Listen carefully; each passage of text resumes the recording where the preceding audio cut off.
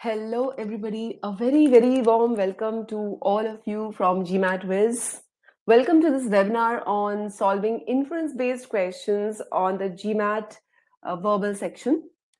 And I can see people are still joining. So I would love to hear a hello from your end.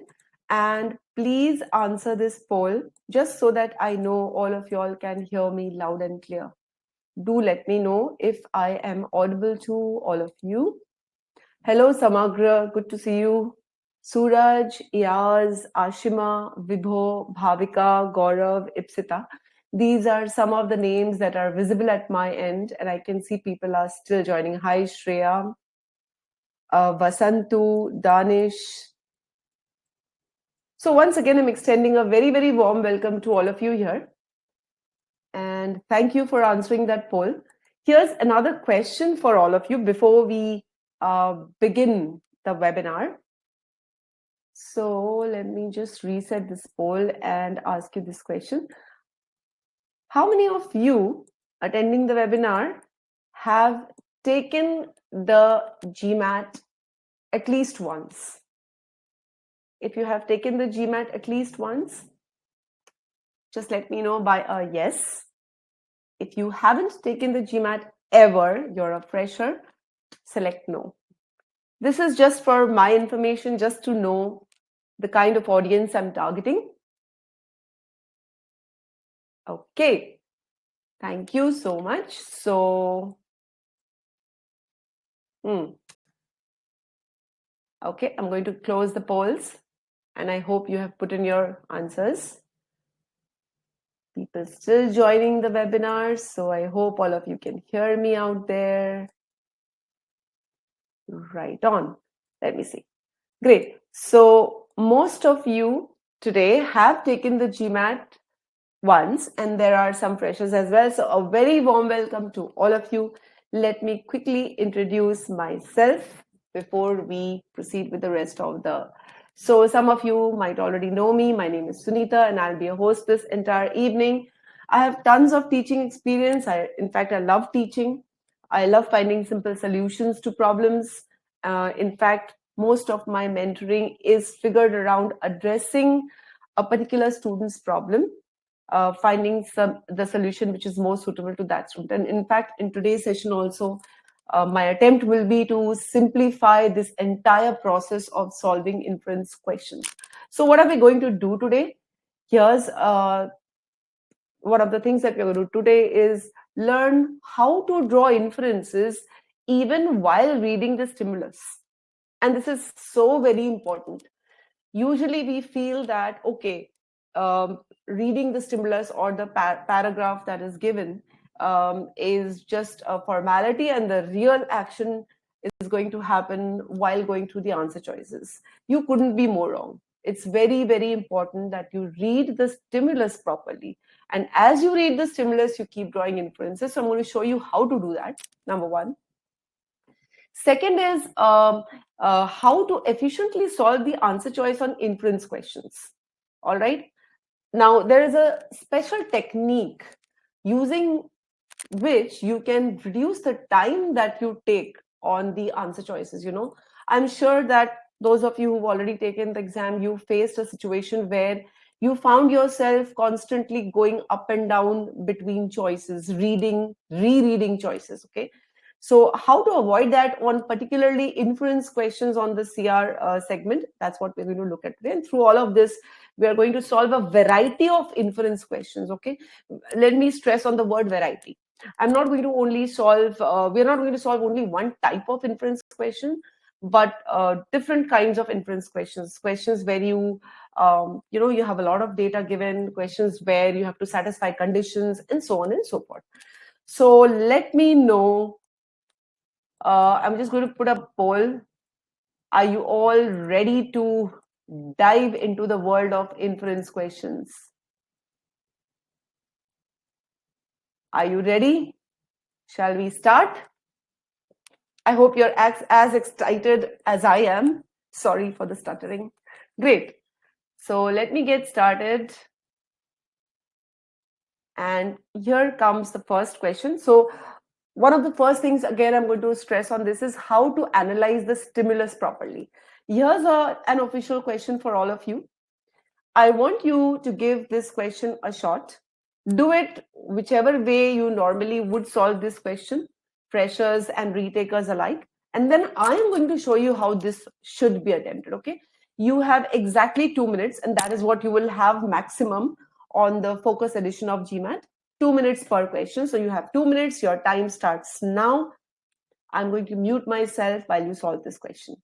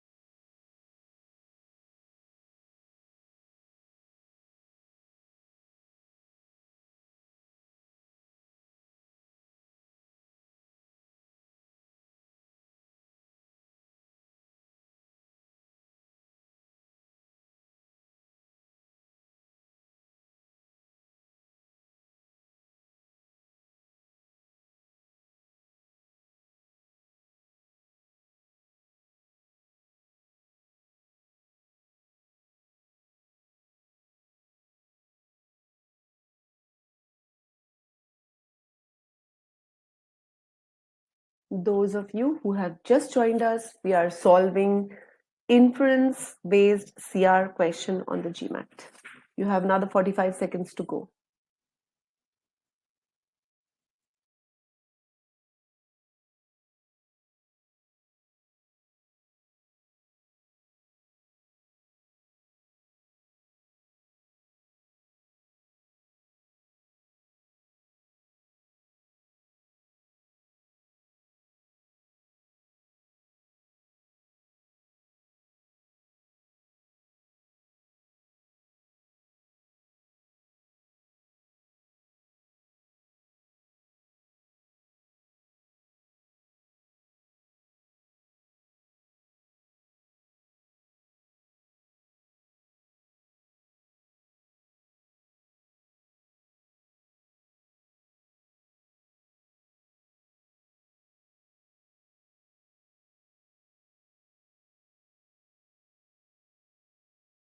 Okay, time up. I'm going to count 5 and end the polls.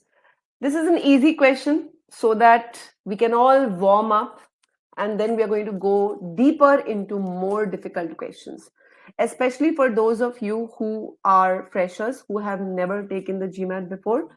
Let this be a warm up. So I'm going to count 5 and end the poll. Please put in your answers. 5, 4, 3, 2, and 1.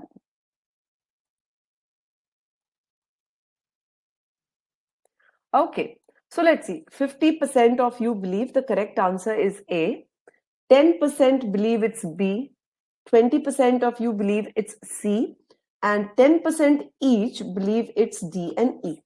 Okay, now for those of you who are not very well versed with what are GMAT inference questions, please understand that in an inference question, some data is given to you in what we call the stimulus.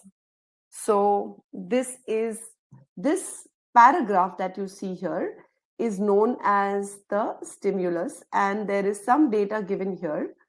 Based on this data, you have to answer this question stem. And the correct answer will obviously be from one of these choices. Okay.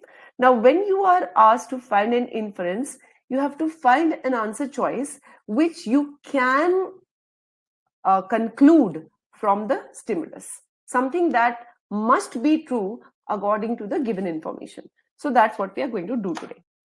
All right. Now, all CR questions require 3 steps. First step is to analyze, sorry, 2 steps. First step is to analyze the paragraph and the question stem.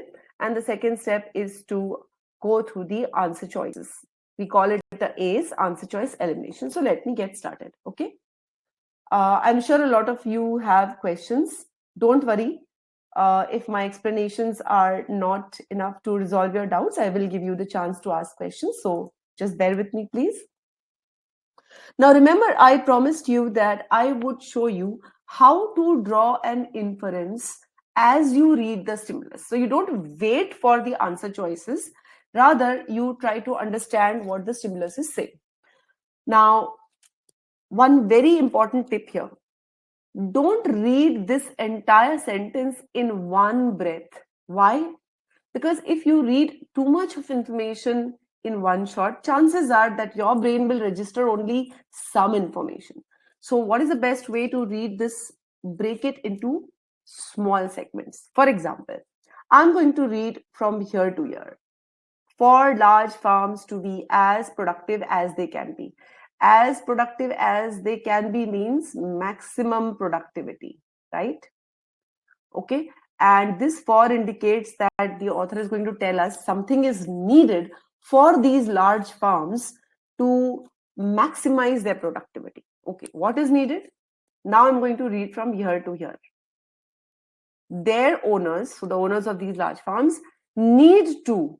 Now, this need to is important because it tells me it is a necessary, thing to do. Their owners need to invest heavily in expensive machinery. So now I have read the full sentence in 2 segments, and in my brain, I have simplified it as, okay, in order to achieve maximum production, a lot of money has to be invested in machinery. Now, what is the inference I can draw from this? If this is a necessary condition, it means I can infer that productivity cannot be maximized without investing in expensive machinery. So basically, this sentence is something that I can infer if I try to understand what the original sentence is trying to say.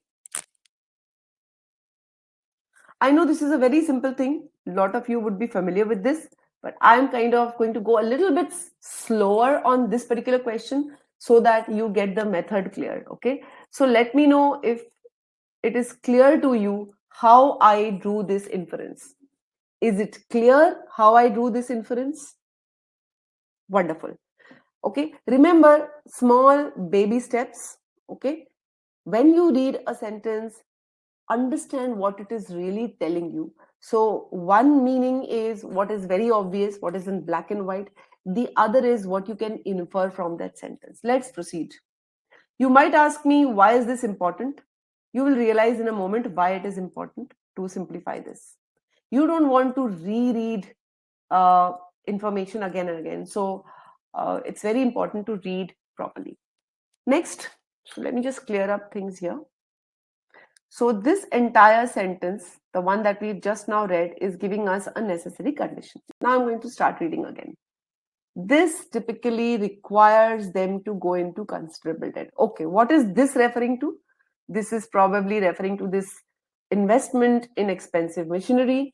Requires means this is another necessary thing required here to go into considerable debt. So if I simplify this, it means that for this expensive machinery, huge loans have to be taken. That means why huge loans have to be taken? Why is it a necessary condition? I can infer that, okay, the farmers cannot buy such machinery from their own pocket. And that is why they have to take considerable debt. All right. Now I'll read further. Interest on this debt is then a significant fixed cost. Great. So for this huge loan and the interest on the loan means there will be a burden of high fixed cost. All right. Now, if I add all of this together, So what I have done is, this is my simplification of sentence 1. This together is my simplification of sentence 2. And if I connect these two, if I correlate these two, in order to achieve maximum production, money has to be invested. For investment, loans have to be taken. For loans, fixed cost has to be, will increase. So if I join all of these together, I can infer that, look at what I've done. In order to achieve maximum production, burden of high fixed cost has to be undertaken. And what I've done is, A is to B is to C is to D means A is to D. Simple. So this correlation should happen. Okay. So as you read, you infer. As you infer, you correlate. Please let me know if this is clear to all of you.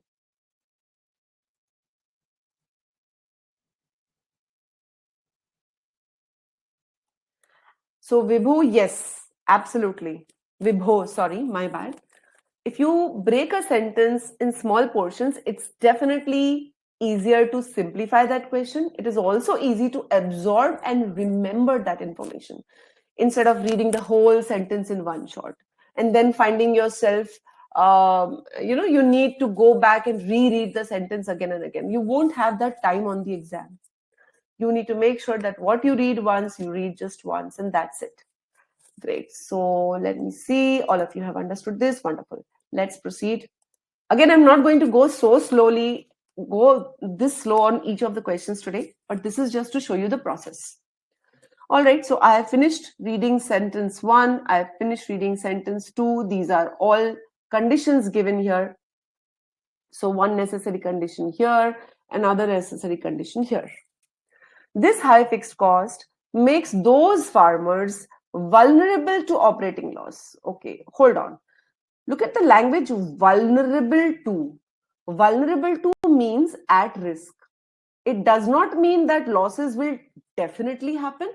It simply means that if the fixed cost is high, chances of facing operating losses is also there. Okay. And then we are given that these farmers are at risk of facing operating losses if the price of their products drops. So what I can simplify from this is, if the price of the farm products drops, the farmers can face operating losses. And why will this happen? This will happen because of the fixed cost. So this is our D. Let this be E and let this be F.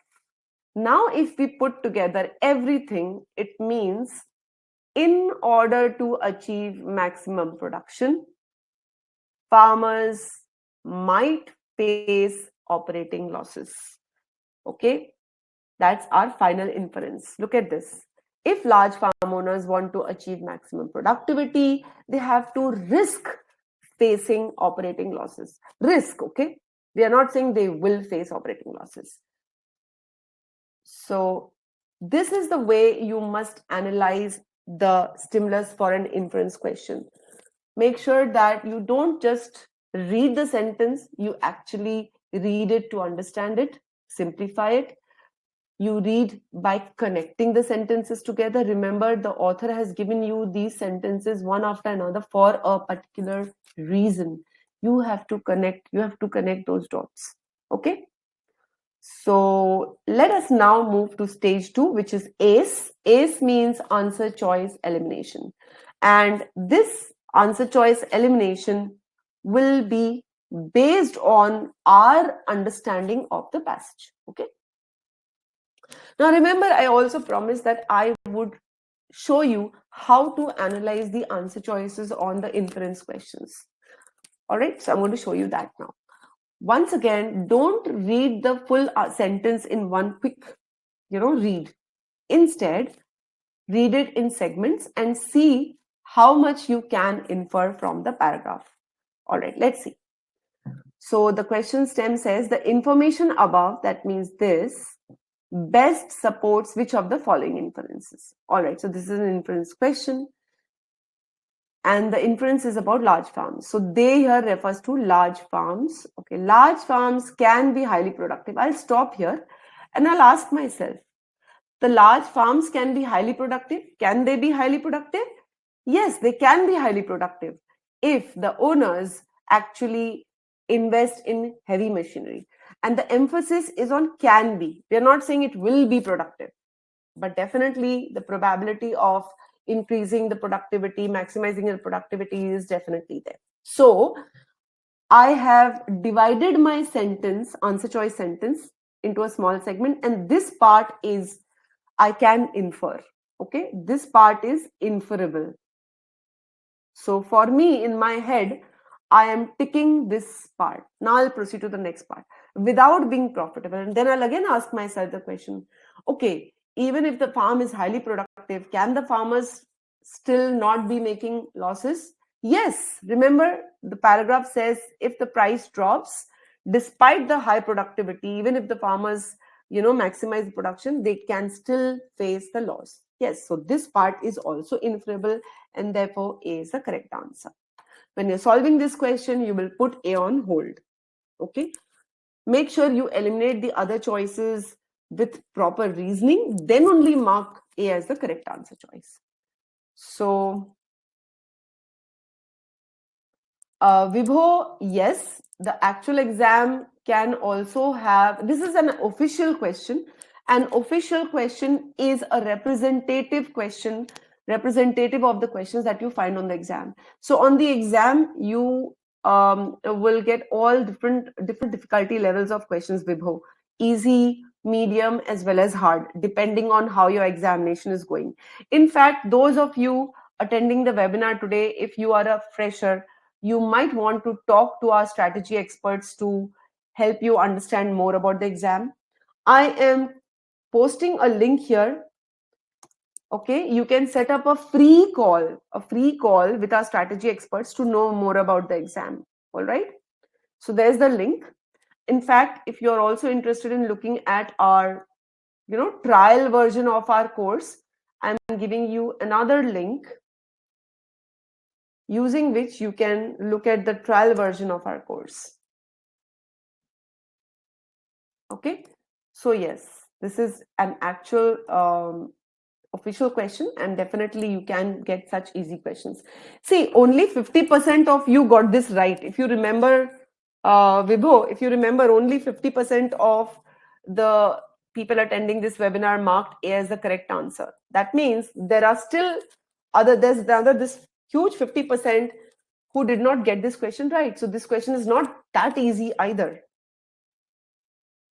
Okay, let me move to the next option. They can be so highly productive. Okay, they can be highly productive. We do know that they drive down market price. This we don't know. Okay, we don't know from the passage whether the productivity is the culprit.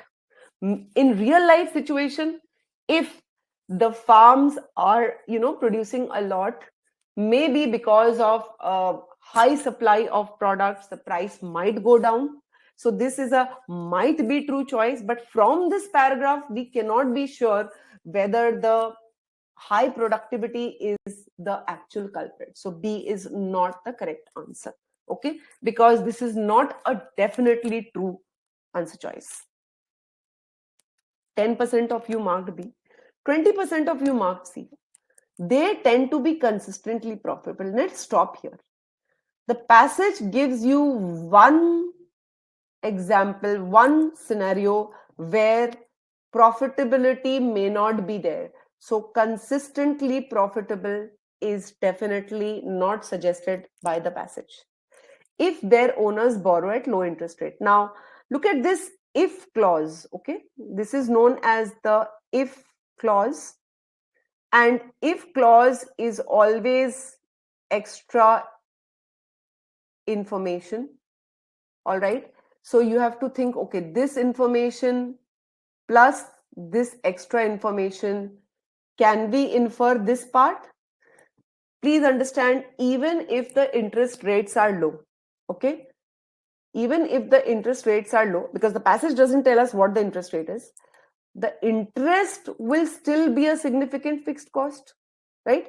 And if the interest will still be a significant fixed cost, then the farmers may still be at risk of the operating losses.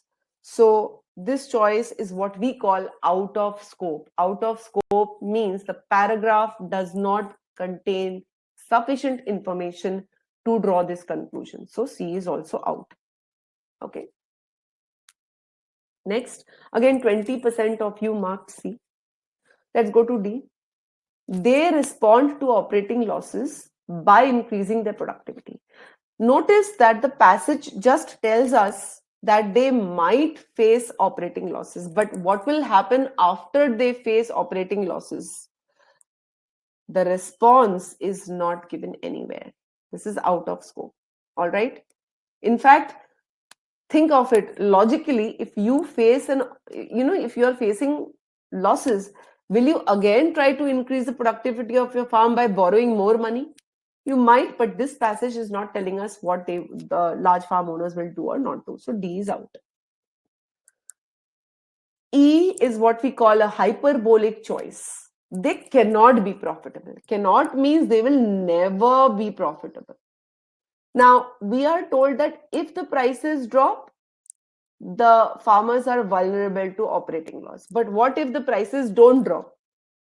Then these large farms could become profitable, right? Even by taking credit, that is loans.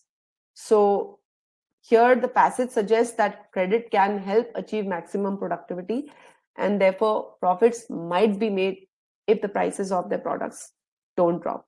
So E is what we call exaggerated choice, extreme choice, and therefore it is not the correct answer. Do let me know if all of you are clear with the explanation. Is the explanation clear? If you have any doubts, please put your doubts in the chat box. I will gladly answer it.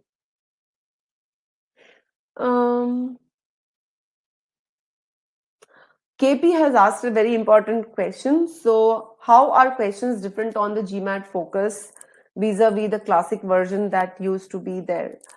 KP, I can tell you on good authority, there is no difference. Okay, no difference in language, no difference in structure, no difference in difficulty level. And this is on good authority because a lot of my students have taken the focus version, and these students had also taken the classic version earlier, and they were able to confidently tell us there was no difference. Okay. So yes, Samagra, we can directly eliminate, but I would say don't rush like that. Always make sure that you have eliminated the choice on full credibility. So great. Let's now move to, before we move to the next question, one very important, let's say, takeaway.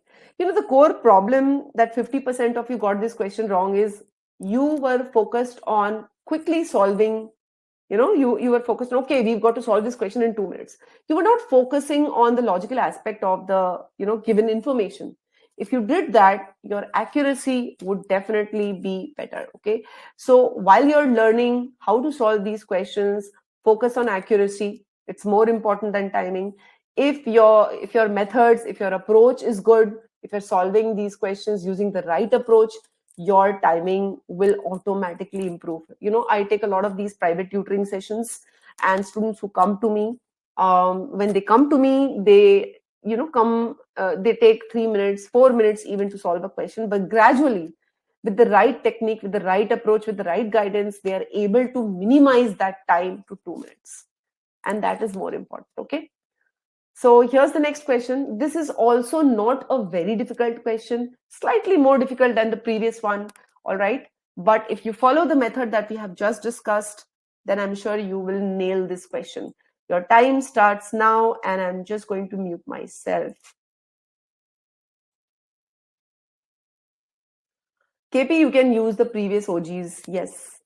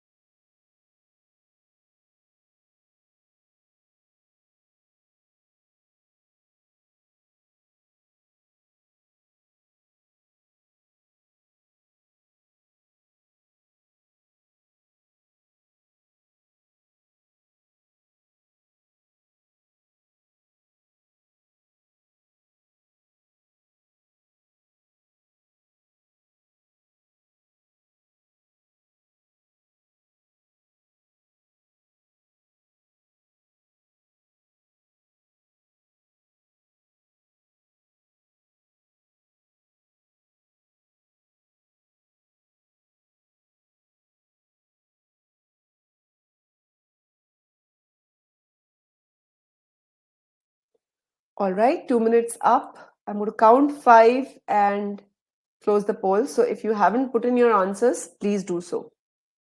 5, 4,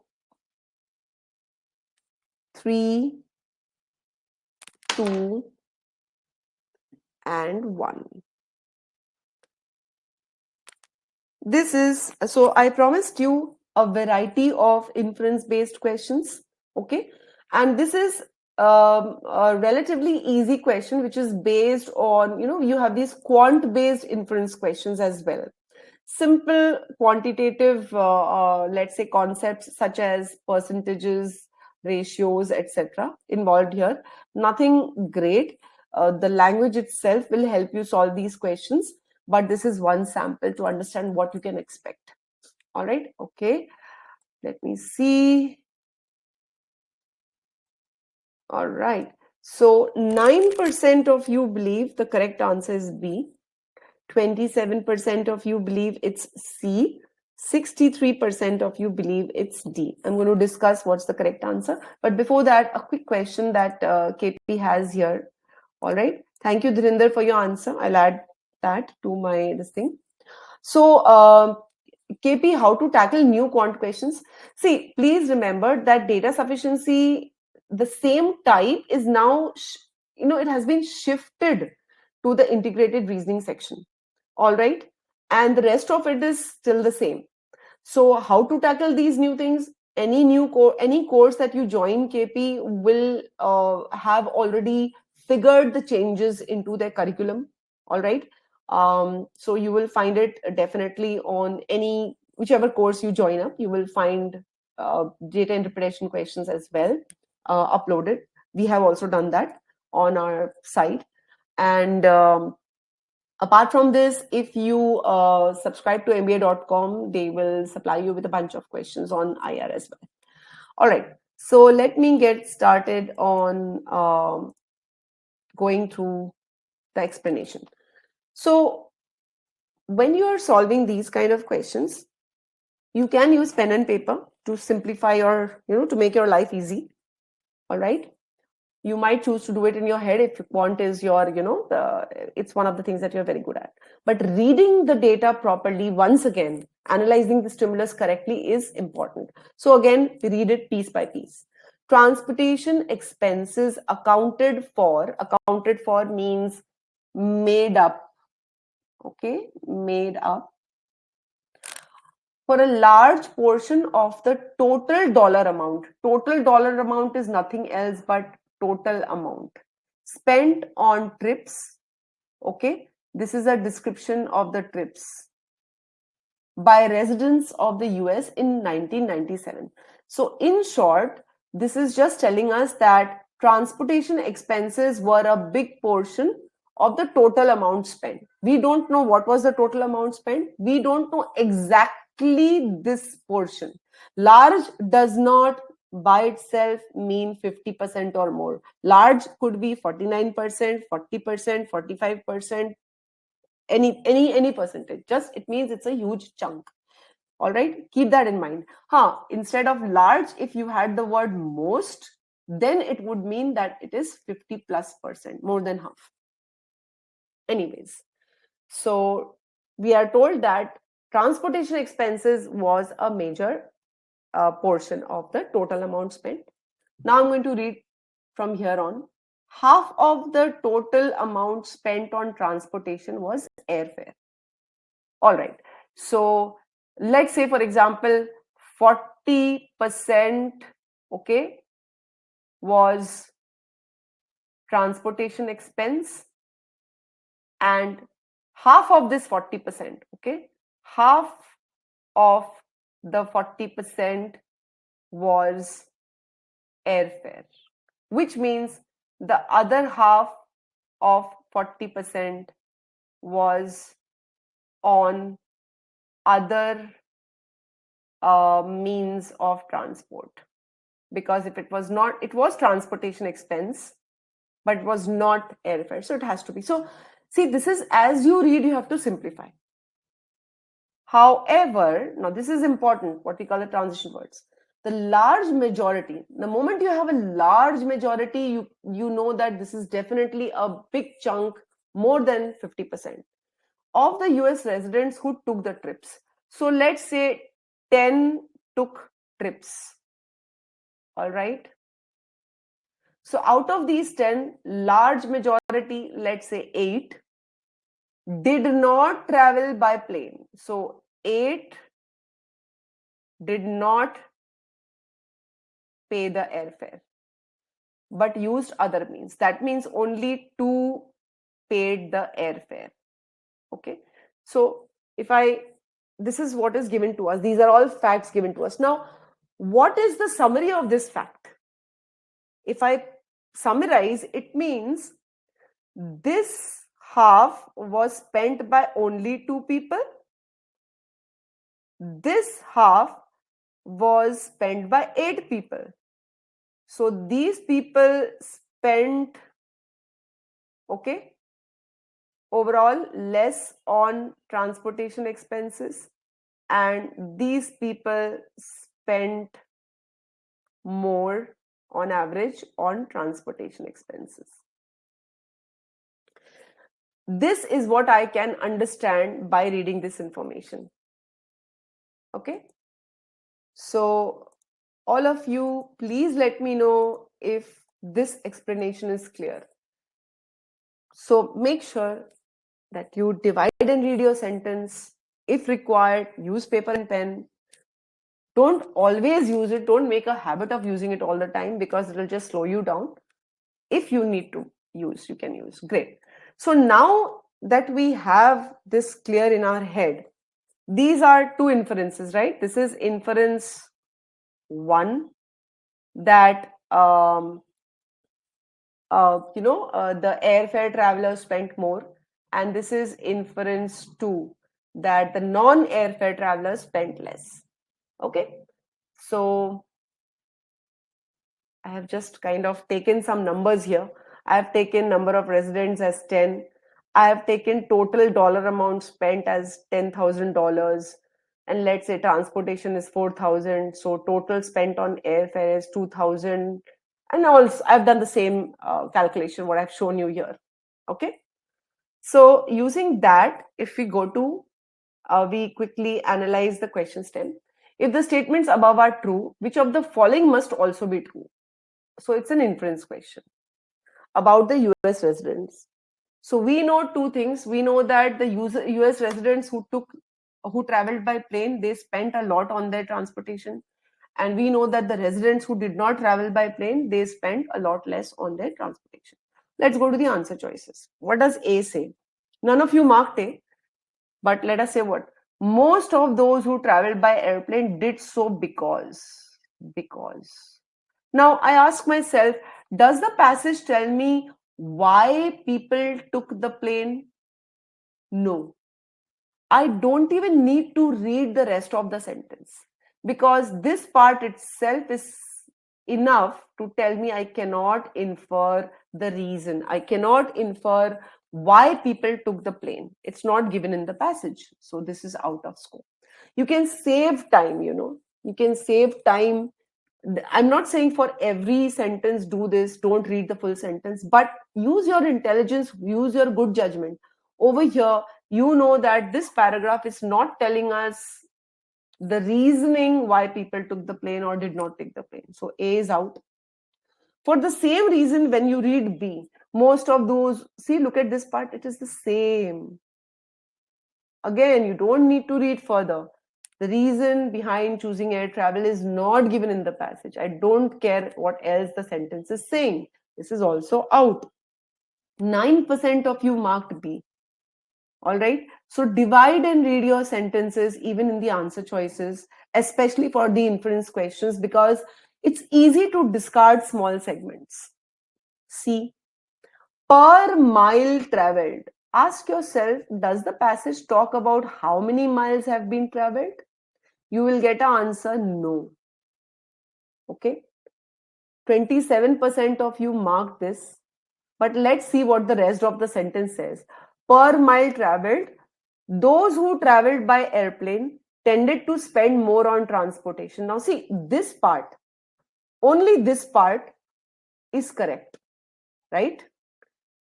People who travel by plane spent more on transportation than those who use other means. So this part is true, but this part is not true.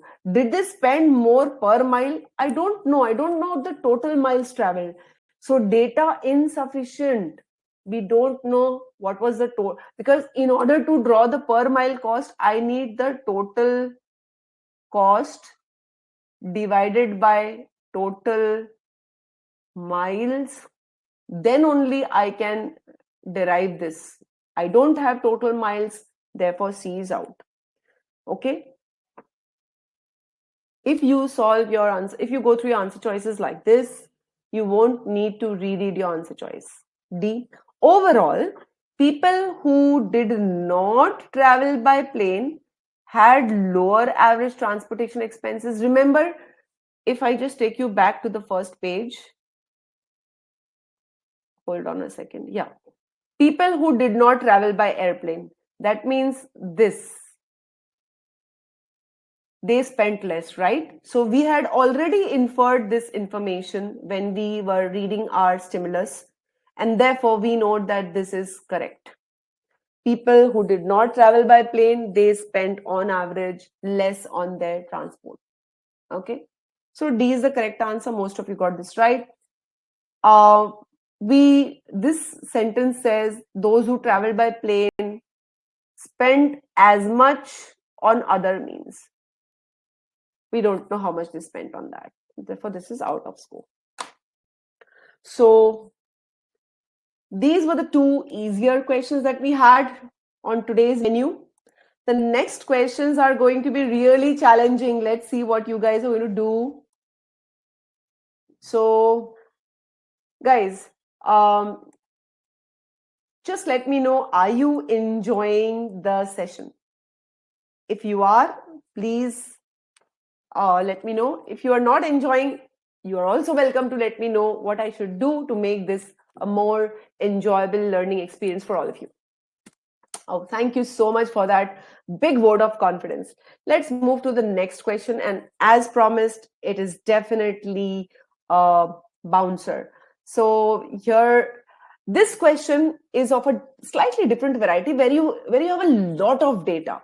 So the previous inference question was quant based. The earlier one was condition based. This question is like totally data based. And my strong advice to all of you is use pen and paper when you're reading the paragraph. Get started, guys. 2 minutes. Your time starts now.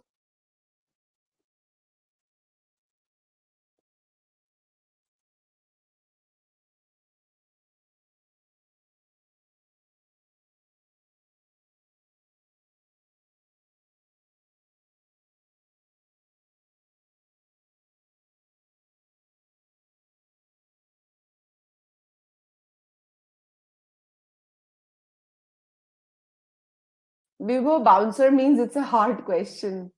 Akshita, the answer to the previous one was D. D for Delhi.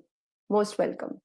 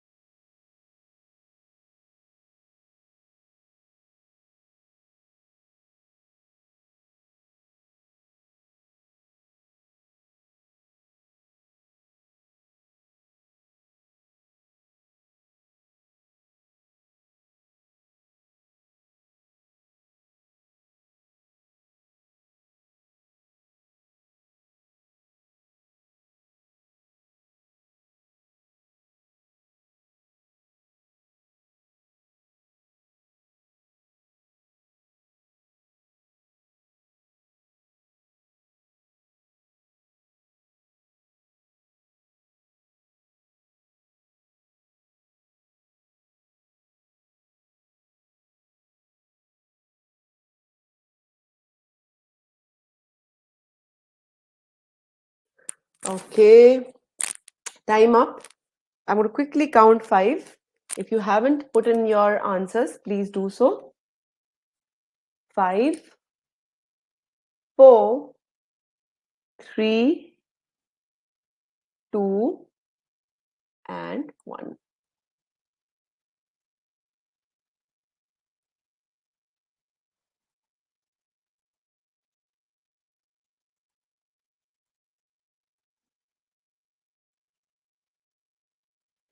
All right, let me look at the answer. So 10% of you believe A is the correct answer. None of you have gone for B. 40% have marked C as the correct answer. None of you have gone for D. And 50% of you have marked E as the correct answer. So it seems the race is really between C and E. And we'll see which one of these choices is the winner. Now, this particular question also is a good lesson, in terms of you must read each and every word carefully. Um, Otherwise, traps. I'll give an example. For example, C says ancient times. Okay, and the paragraph talks about medieval manuscript, and then it doesn't talk about. I mean, it talks about medieval manuscripts, right? Does it talk about ancient times? I don't think so. So every small word matters. Because you read the paragraph, you read the word medieval, somehow in your brain, you kind of considered medieval and ancient as the same. And probably when you read C, you didn't pay so much of attention to the word ancient, and you marked C as the correct answer. So small things can go a long way, guys. Develop your powers of concentration, your powers of noticing small things. So let me quickly go through this. As I said that this paragraph contains a lot of information. The moment you realize that you're looking at a barrage of a lot of information, pick up your pen paper, make sure that you're just jotting down stuff quickly. A medieval manuscript, if you don't know the meaning of medieval, you don't know. So a manuscript called L contains all 18 extant. Again, if you don't know the meaning of extant, don't worry. GMAT doesn't really test you for your vocab powers. Extant actually means existing. Okay, existing. So this manuscript called L contains all 18 existing tragedies by this guy, Euripides. All right. So on paper, if I were saying, okay, L equals to 18, like this. Of these, 10 called the select plays. Okay, all right. So I'm quickly drawing, all right, 10 is select plays, which means the other 8 is here. Are accompanied in L by ancient commentaries. Okay, so look at the play. The word ancient commentaries was mentioned, but the ancient times were not mentioned. So this has commentaries.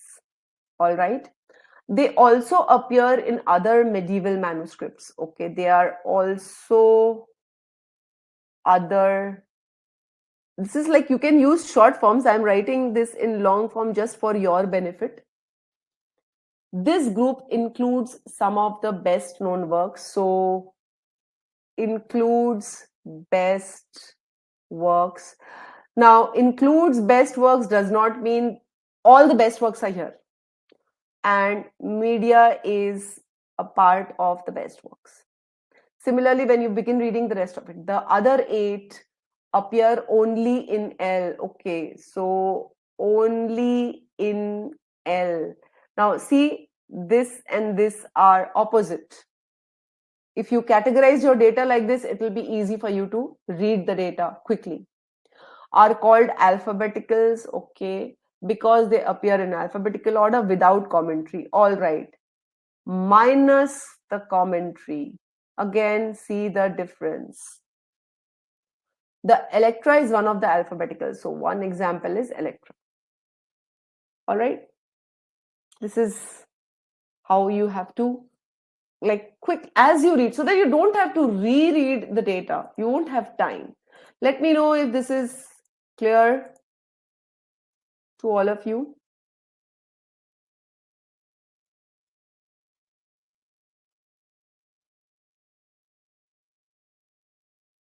So Vibho, students who come to me, all right, most of them are pretty much in the same boat. They find it difficult to read fast. You don't have to read fast, Vibho. You have to read with concentration so that you don't read multiple times. Okay? Trust me, it can be brought down to 2 minutes. Some questions might take you more on the exam, some questions will take you less. But we are talking about the exam stage. Right now, you're in the learning stage. Don't think of time too much right now. Otherwise, you won't be able to learn. If you're learning how to drive the car, do you keep looking at your watch and then you drive? You don't, right? And the other thing is a very pertinent question, very relevant question, Vibho. If you want to increase your reading speed, very simple, read more. If you want to increase your driving speed, what should you do? You should drive frequently, consistently, more and more. All right. Should follow all the rules, small tips. Maybe, take the help of some trainer to tell you how to read, how to drive fast. So the same things you do for your reading. Okay, so great. Let's now go to the elimination. So using this on your paper, all right, you can easily solve, eliminate the choices. Let's go through the choices. A says only Euripides' best known works are accompanied by commentaries. We know that the commentaries were there in select plays. Okay, we know that commentaries were there in select plays, and select plays included best known works. But this only word is too much. All right, only the best known works have the commentary, we don't know. So this is like a hyperbolic choice, exaggerated choice. So A is out. 10% of you marked A. Remember, includes the best known works does not mean only the best known works have the commentaries. So A is out. Nobody marked B. Select plays are accompanied by ancient commentaries because, and again we can stop here. We don't have to read the rest of the sentence because the passage does not tell us the reason why commentaries were included. So B is out.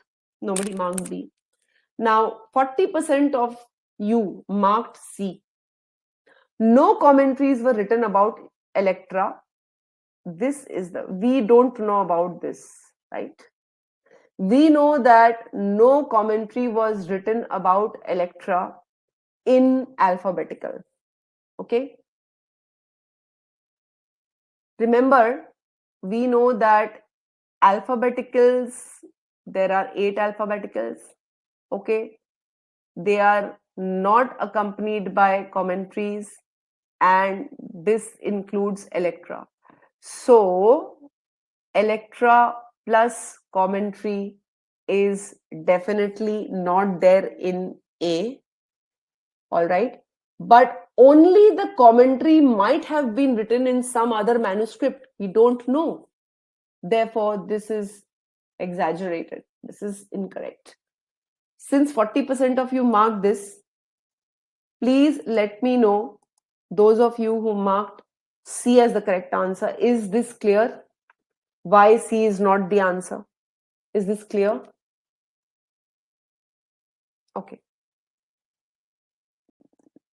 Let me ask this question again. So, if it is not clear to you, let me explain.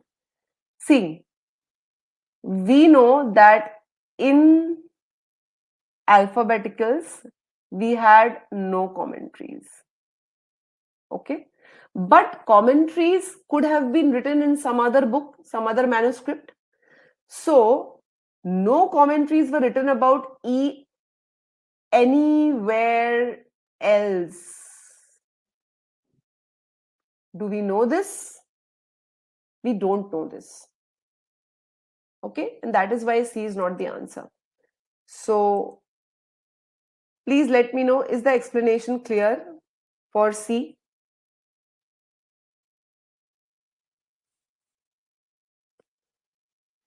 We don't know if separately any commentary was written about Electra or not. Please let me know if the explanation is clear.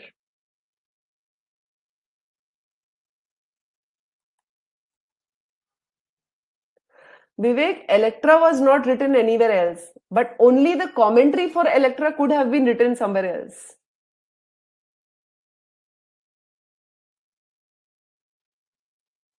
The commentary could have been written somewhere else. Okay?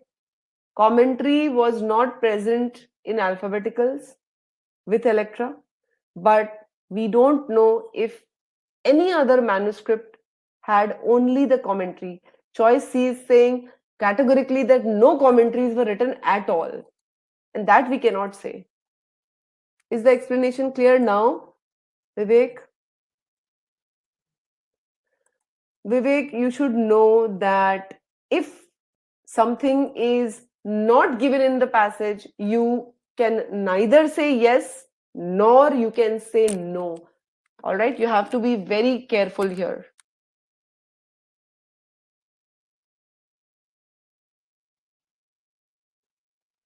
Okay, Vivek, think of the commentary as a review.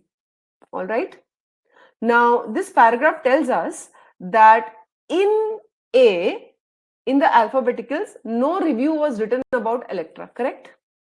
But can we say for sure that no review was written about Electra anywhere else during the ancient times? We cannot, right? So, Vivek, let me know if this is clear to you or not.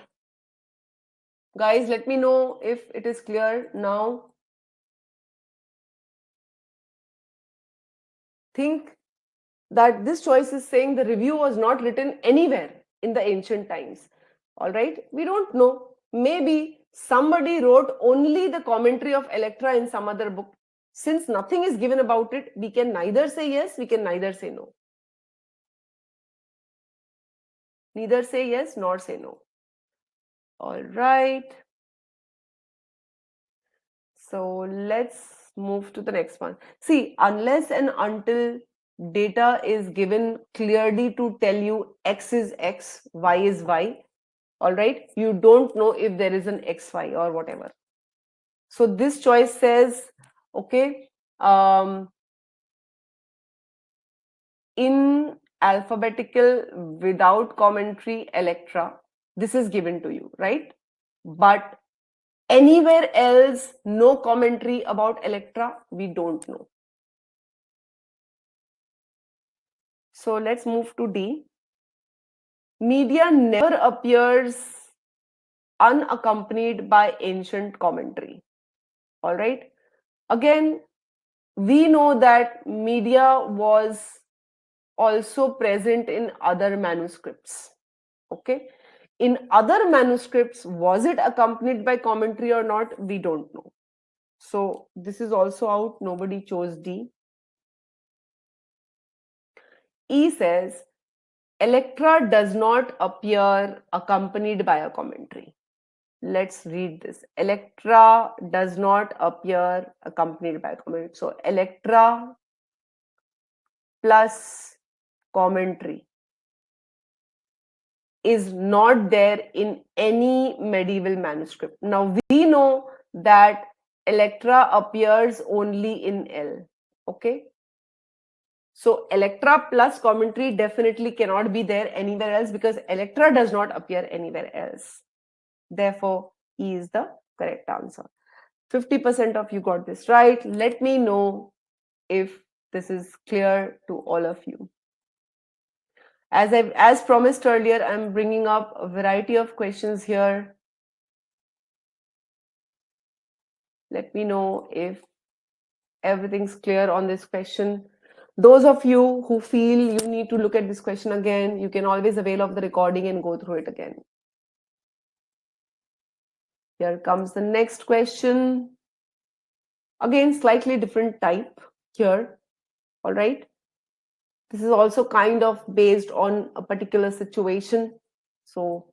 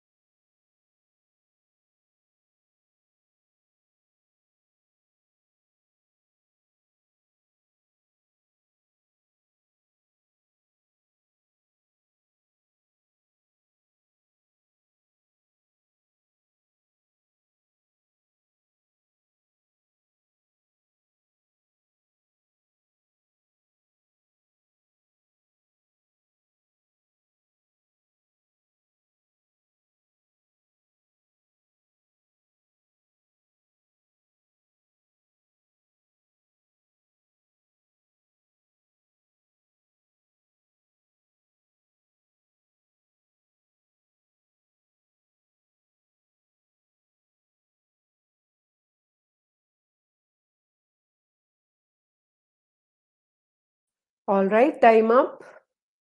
I'm going to count 5 and end the poll. So if you haven't put in your answers, please do so.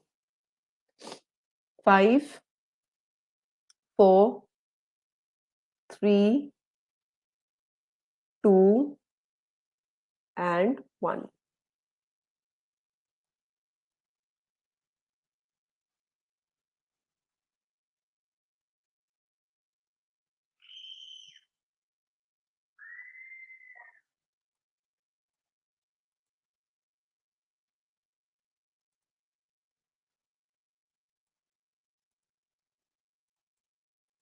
All right, let's see.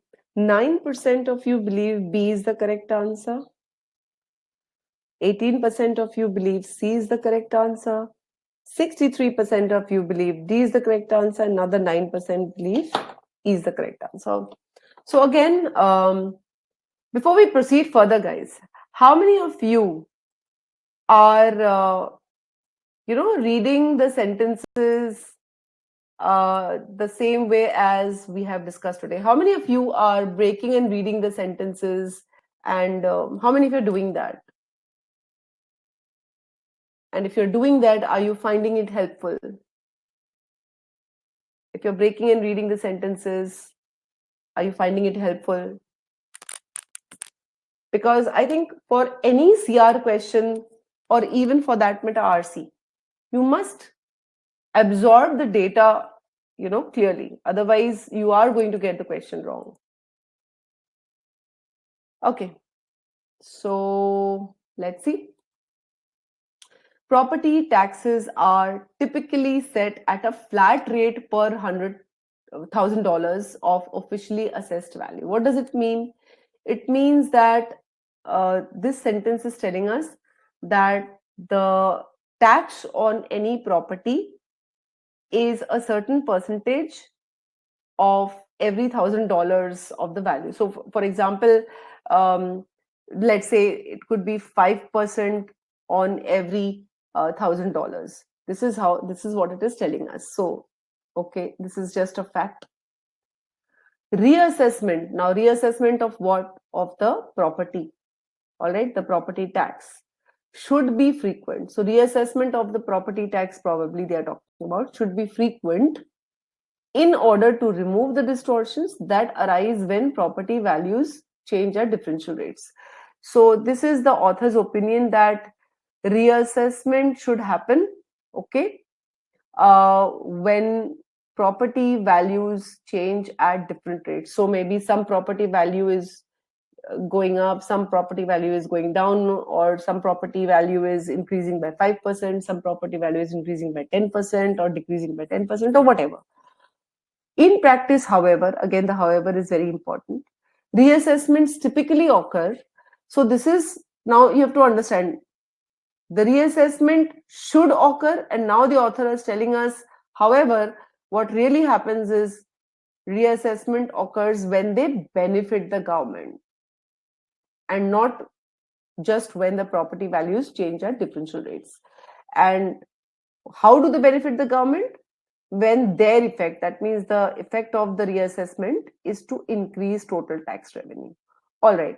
So per the passage, you know, the reassessment should occur when property values change at differential rates, but actually it occurs when there is an increase in total tax value and it benefits the government.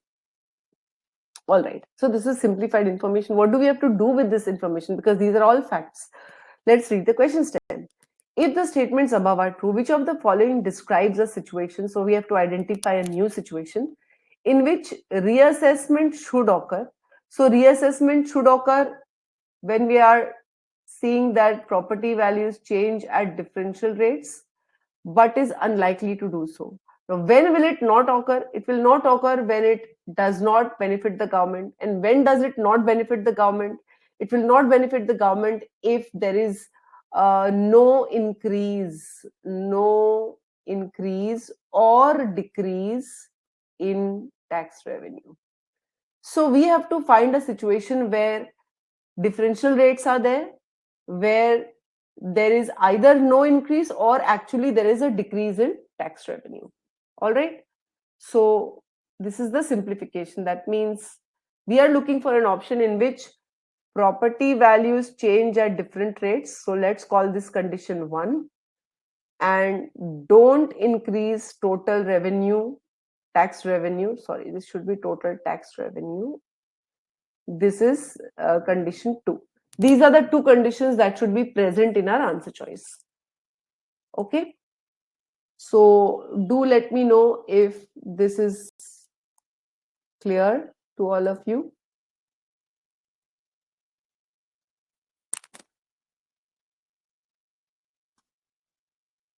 Great. Now, once we know this, going through the options can become really easy. All right. This says property values have risen sharply and uniformly. Uniformly means the differential rate is not there. So property values have not changed at different rate, and total revenue would have increased because they have all risen sharply. So property values have risen sharply, it means that the tax revenue would increase. Just by reading this much also, you can eliminate this choice. So A is not the answer.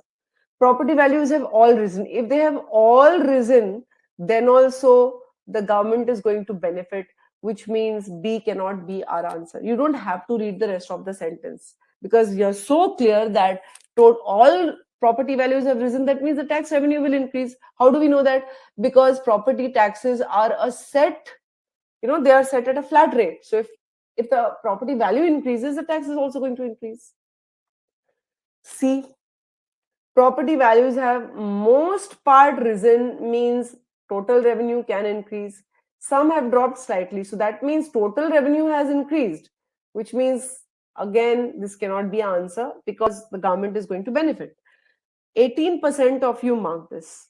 Remember, you're looking for a situation in which we don't increase the total tax revenue. And this says property values have most part risen and some of the others have just dropped slightly. So that means the total tax revenue would have increased. Property values for the most part dropped significantly. If the property values dropped, then definitely the total revenue has decreased. So this can be one reason, and some have risen slightly. So drop and rise, that means the different rates is also there. So D is the correct answer. 63% of you mark this. Good, good, good. Property values have dropped significantly. This is fine, but uniformly no differential rates means E is not the answer. So you have to satisfy both conditions. So let me know if this is clear. Then we can move to the next question. Once again, let me share with all of you the link to the free trial version of our course. And those of you who want to talk to our strategy experts to discuss your issues, you can do so by setting up a free call on the Calendly link. Great, since all of you have understood it, let's move to the next. Now, this is a hard question. Your 2 minutes starts now. It's kind of a culmination of whatever you've learned so far.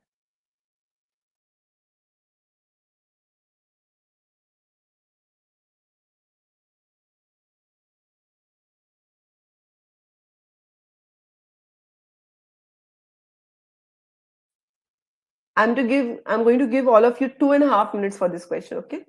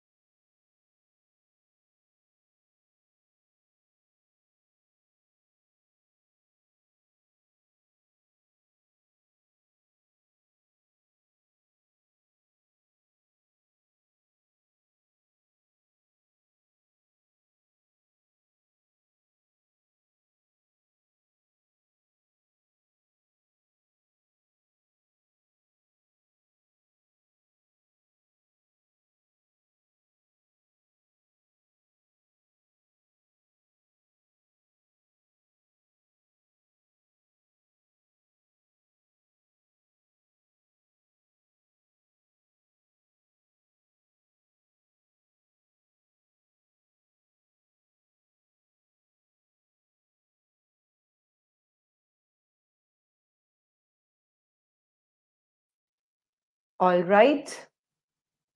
Your time is up. I'll count 5 and I will close the poll. So get ready. 5, 4, 3, 2, and 1. As promised, again, different kinds of questions and gradually increasing the difficulty level. Okay. 10% of you believe the correct answer is A. 30% of you have marked B as the correct answer. None of you have marked C. 30% D and 30% E.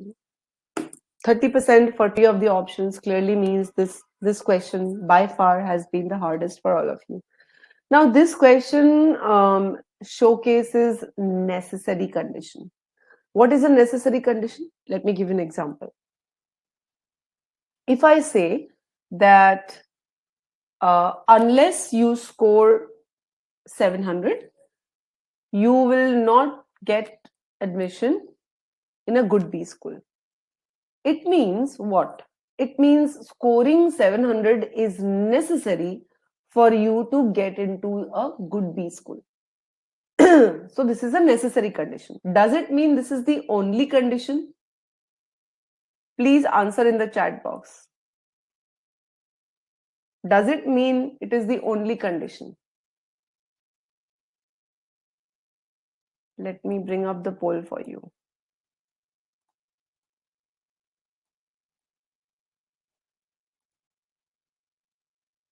Does it mean that's the only condition? If I say unless you score 700, you will not get into a good B school. Definitely 700 is a necessary condition. Is it the only condition? No. Very good. It's not the only condition.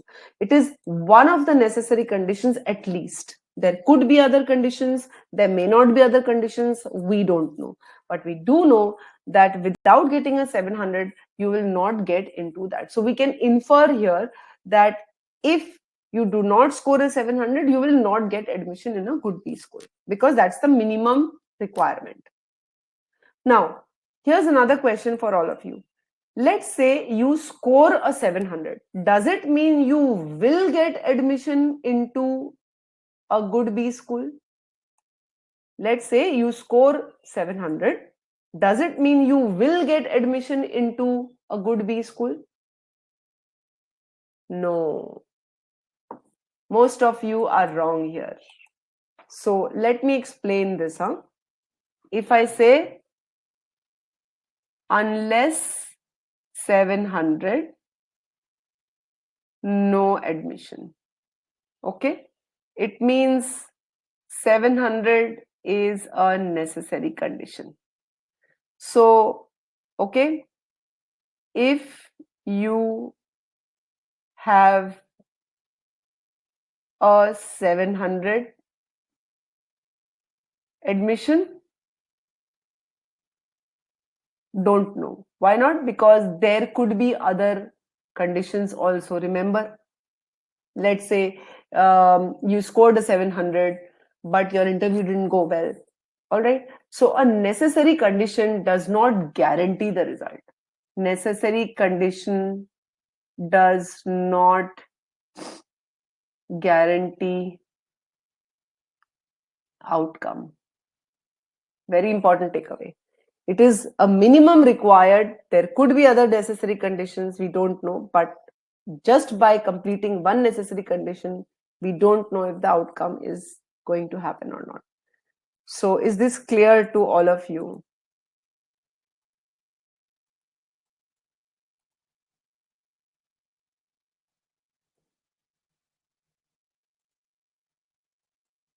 Think about it. Think about a real life scenario, okay? Your consultant tells you you need to get a 700 to get into, Harvard or whatever.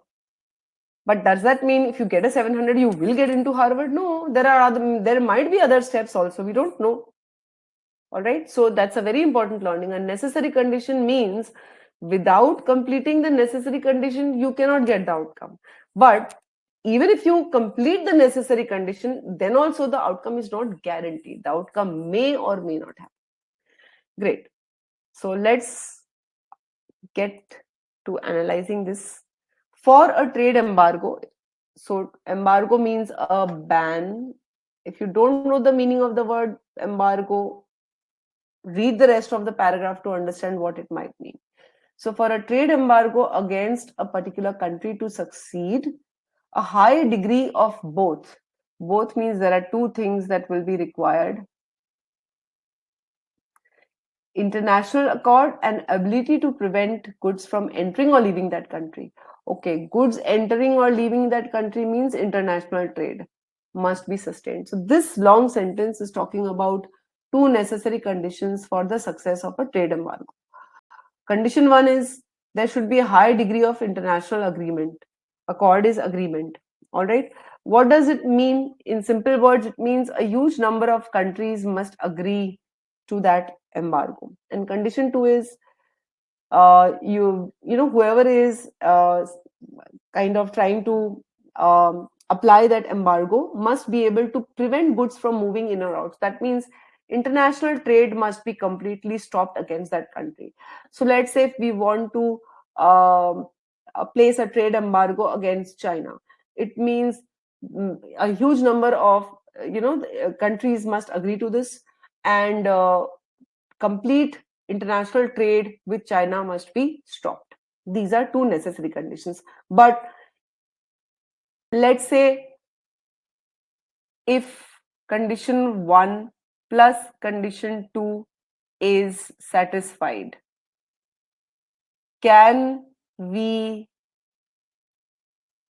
guarantee success of trade embargo? Please answer this question. Just now I'm going to bring up a poll for this. If condition 1 and condition 2 both are fulfilled, can we guarantee the success of trade embargo? Think of the 700 example that I gave you and please answer on the basis of that. So it means 50% of you have not understood it. Guys, please listen to my question carefully. The question is on the screen. If these two conditions are both met, remember these are necessary conditions. Can we guarantee that trade embargo will be successful? So by fulfilling a necessary condition, can we guarantee the outcome? No. And this is a very important takeaway for all inference questions on CR. Remember, if it's a necessary condition, necessary conditions would use words such as unless, all right? Okay, necessary. The correct answer is no. So whoever has marked yes, okay, can we guarantee the success of trade embargo? No. Why not? These are two conditions. There could be other conditions that we don't know about. This paragraph is just telling us two conditions. That should not mean that those are the only two conditions. Unless and until the paragraph says this is the only two necessary conditions. So this paragraph is not saying these are the only two necessary conditions. Okay? Is this clear? Is the explanation clear?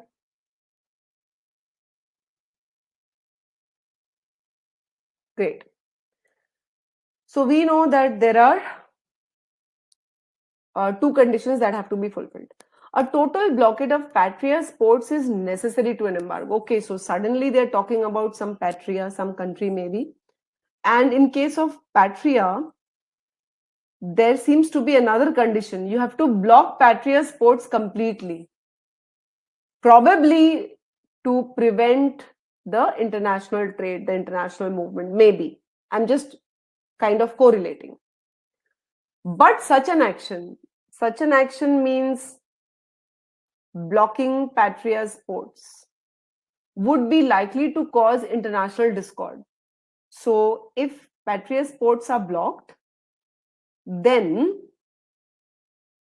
it will create a discord. And if a discord is created, then if a discord is created, then condition 1 will be broken, na? Because condition 1 was you needed accord, and condition 3 will create a discord. So condition 1 will be broken. If condition 1 will be broken, what will happen, guys? Can you answer in the chat box?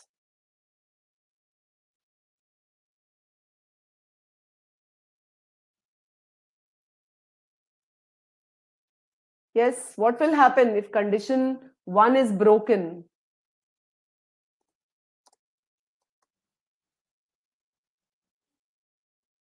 What will happen if condition 1 is broken? Thank you, Manoj. Others, if I try to block Patria's ports, then there will be an international discord, which means condition 1 will be broken. If condition 1 will be broken, which is a necessary condition, what will happen? Please answer in the chat box.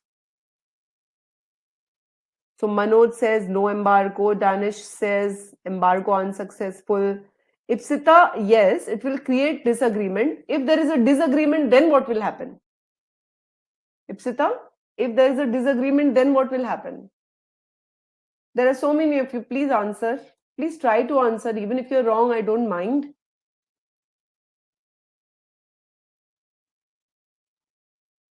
Yes, embargo fails. Very good. So necessary conditions have to be satisfied, and if condition 3 breaks condition 1, we can infer that trade embargo in Patria may not be successful. All right. And with that understanding, let us now move to the answer choices. A says balance of opinion. Balance of opinion, remember, we are talking about discord. Okay. So discord means some countries will agree, some countries will disagree. That is a discord, right? But we don't know how many will agree. Okay. We don't know how many will disagree. So we don't know that the balance of this opinion will be in favor of Patria or not, because we don't know how many will agree and how many will disagree. If more agree, then the balance of opinion will be in favor of Patria, but we don't know how many will agree. So A is incorrect. As long as international opinion is unanimously against Patria, that means if everybody is against Patria, what will happen? Trade embargo will succeed. Now remember, if Patria's ports is blocked, okay, it will cause a discord. That means there will not be unanimous agreement, right? So if there will never be unanimous agreement, then this part will not be true, right? And remember, there are more conditions. And what have we learned? That necessary condition, if you fulfill, does not guarantee the outcome. So just because international opinion is everybody's agreeing to go against Patria, that doesn't mean the trade embargo is going to succeed. So there are other conditions as well. So B is not the answer. 30% of you marked B. Sorry. Naval blockade would ensure that no goods enter or leave Patria. First of all, we don't know what kind of blockade will be there. Second is, we don't know if there are any air routes or land routes through which goods can still enter or leave Patria. So whether the blockade will ensure total stop in trade, international trade, we cannot infer. So this is out. Nobody marked C. This is the correct answer. We have already inferred that under the given conditions, trade embargo against Patria is not going to be successful. E, for a blockade of Patria's ports to be successful. See, no condition is given for this. Okay. It just says total blockade is necessary, but For the total blockade, what is necessary is not given anywhere. Okay. The passage tells us the conditions that are required for embargo. No condition is given for the blockade itself. So this is completely out of scope. Do let me know, guys, if this is clear to all of you. Yes, Vibho, absolutely. Very good. Trade embargo will not get completed. So let me know if the explanation is clear. You learned so many important things today, huh? I hope you are going to utilize all your learnings. So here comes a last bonus question for this session. This is neither quant, this is nor condition. Let's see how you do in this question. Get started.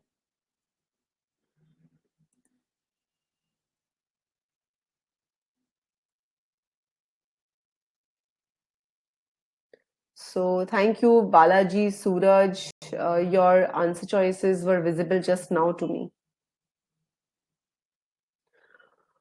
Vibho, OG questions, basically OG is official guidebook. So they are the same. Okay, get started on this question. I'm going to mute myself.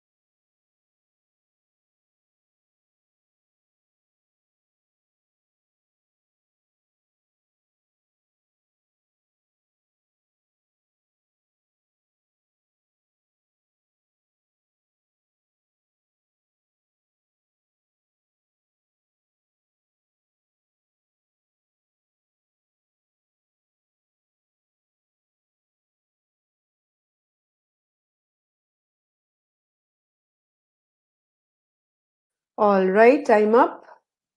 So I'm just going to count 5 and close the polls. Sorry, guys. 5, 4, 3, 2, and 1.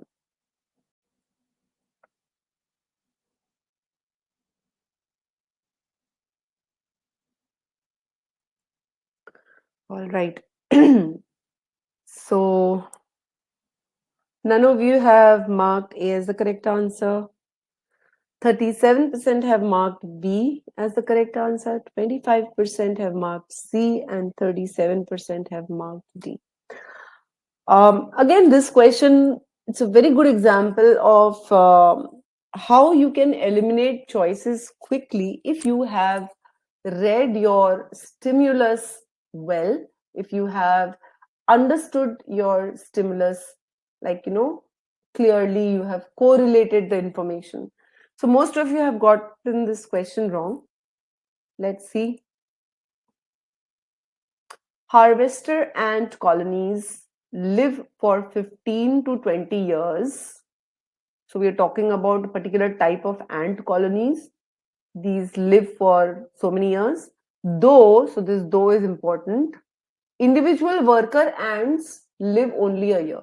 So there is a contrast here right off. Different lifespans are given.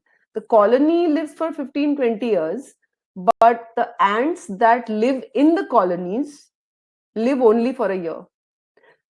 Already I'm thinking to myself, okay, so that means within the colony the population of the worker ants changes constantly. It's constantly changing.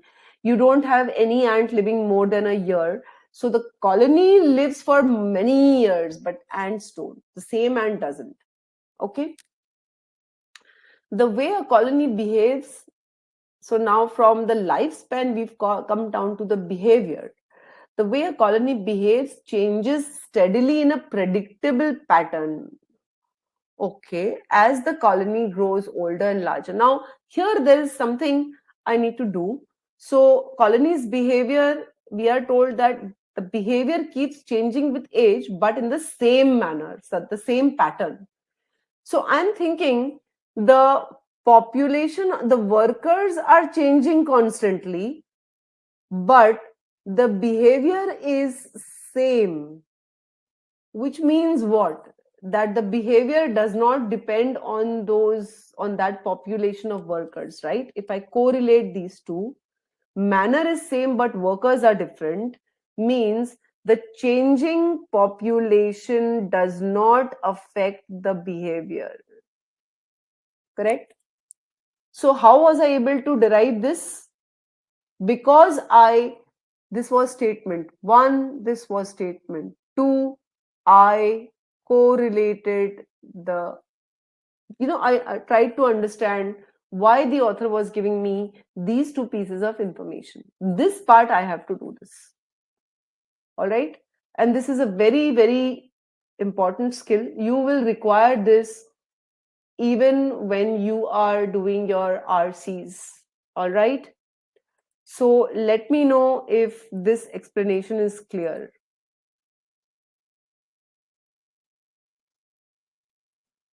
So Vibho, the official guide questions are also posted on the GMAT Club. Some of the questions are, obviously, if it is the guide OG question, it will be the same. But there are also lots of other questions which are there on the, the online, on the GMAT Club. Those are different. The questions that you get in the exam, they are totally different. They're all new questions. You won't find them on the book. So I can see that the explanation is not clear to a lot of you. Please ask me what questions you want. What is the doubt that you have? Please ask. Yes, Ipsita. So colony behavior, let me explain that. See, think of the colony as a separate entity. Okay, let me give you an example. Let's say there is a big company, okay? You have a huge company. Let's say it's a Google or an Apple company. All right. Now, Google or Apple were established many, many, many years ago, right? But the employees keep changing within the company, right? Okay. So think of the harvester ant colony as a company and think of the individual worker ant as an employee. So we are saying that the employees don't live for more than a year, but the company lives for 20 years. And the behavior of the company as a complete, so we're not talking about the behavior of the ants only, we're talking about the composite behavior, the aggregate behavior of the colony, changes in the same manner. So the pattern remains same. And I'm thinking the workers don't remain the same, but the pattern remains the same. Okay. That means as the colony grows older and larger, its behavior keeps changing in the same manner. All right.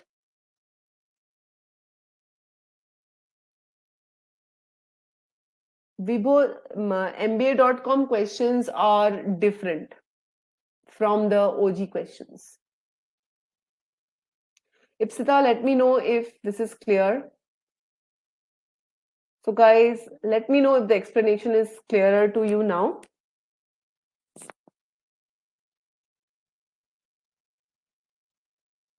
Okay. And now if we join the two things, that the workers are constantly changing, but the behavior, the pattern of behavior remains the same, which means that the workers do not affect the pattern. The pattern goes on its own way. Okay, so let's go through the options now. If the statements above are true, which of the following can most properly be concluded on the basis of them? So this is an inference question. Let's see. As a result of pressure from neighbors, let me stop here. Are there any, oh my bad, I haven't finished reading the paragraph. For the first few years, the foragers behave quite aggressively. Okay, so now they are explaining this predictable pattern. First few years, foragers, maybe they are some type of ants, they behave quite aggressively, searching out and vigorously defending new food sources. So the behavior is being described. Once a colony has reached a certain size, its foragers become less aggressive. Okay, so the manner of change is same. First, it is aggressive. Okay, and from aggressive, it moves to less aggressive. And this is predictable. I can predict this. Okay, so even if the ants are changing, the behavior is kind of changing in the same pattern. As a result of pressure from neighbors, I'm asking myself, are any neighbors mentioned anywhere? No. No neighbors are mentioned. They are defending new food sources, but from whom? We don't know. So I don't even need to read the rest of A. I can just eliminate this. Okay. Unpredictable changes in a colony's environment. Does the passage talk about changes in the environment? No. It talks about changes in the behavior, not in the environment.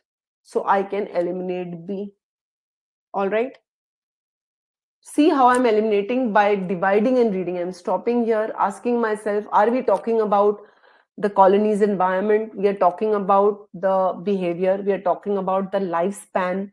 We are talking about aggression, but we are not talking about the environment of the colony. So this is out. The reason a mature colony goes out of existence. Let me stop here and ask myself, is the passage talking about how the colony dies? See, this just says once a colony has reached a certain size. It's not talking about colony going out of existence. So I don't need to read the rest of the sentence. C is also out. 37% of you had marked B. 25% of you had marked C. See, it was so easy to eliminate these two options. Let's read D. The pattern of changing behavior. Let me stop here. Is there a pattern of changing behavior? Yes. Behavior changes in a pattern. Okay. That a colony displays. Does the colony display a changing behavior? Yes, it does. Does not arise from a change in the behavior of any individual worker ant. Now, I know that the worker ant dies in a year, but the behavior goes on. So, I know that this can also be derived. I'm going to keep this on hold. A new colony comes into existence. Hold on. Does the passage talk about how a new colony is formed? No. So E is out. In the exam, you don't even need to recheck D, mark it and move. So once again, I just want you to remember that solving quickly should not be a priority now when you're learning or mastering the skill. Okay, use the right approach. Okay, follow a course which tells you the right approach to solving these questions. constantly practice by using that right approach, making sure that you get the logical aspect of the question clear, all right, so that your accuracy improves, then only your timing will improve. Improving the timing will not make any sense if your accuracy is not good. If you want to reach out to us, those are some of the that's the ID on which you can reach us. I've already shared with you. Most welcome, Ipsita. I've already shared with you the links earlier. The links are already pasted on the top of the chat box. You can see that. So please feel free to set up a call with our strategy experts if you want to discuss your prep with them.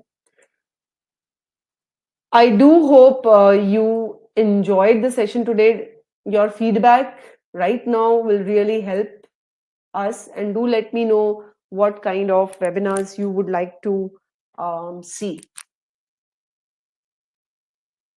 So Vibho, as far as the data insights segment is concerned, you will get a few CR type questions such as, identify the assumption, strengthen, weaken, support, similar things.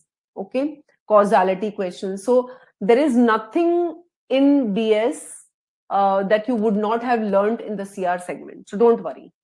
And in our course for the DS segment, we are separately also showing you the questions that you need to solve, for the verbal part of DS. But it's actually very, very easy.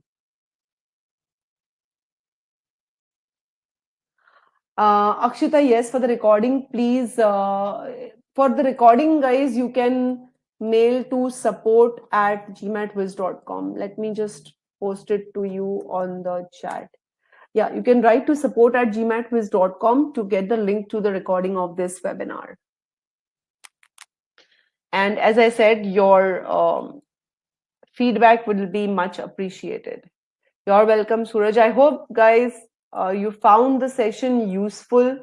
There were certain takeaways, solid takeaways that you could get from the session. I hope all of that worked for you.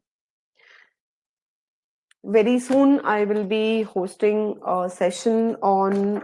So the next session on verbal will be on reading and comprehension. That is how to derive the main point. This will be held on the 24th of Feb, same time. Hope to see you guys soon. So take care. You're most welcome, Akshita. You too have a great one. Thank you very much, all of you, for taking out time to attend this webinar and make this webinar, let's say, constructive. So thank you so much for being such a wonderful audience. Have a good day if you're just beginning your day, and a good night if this was the end of the day for you. Take care. Bye-bye.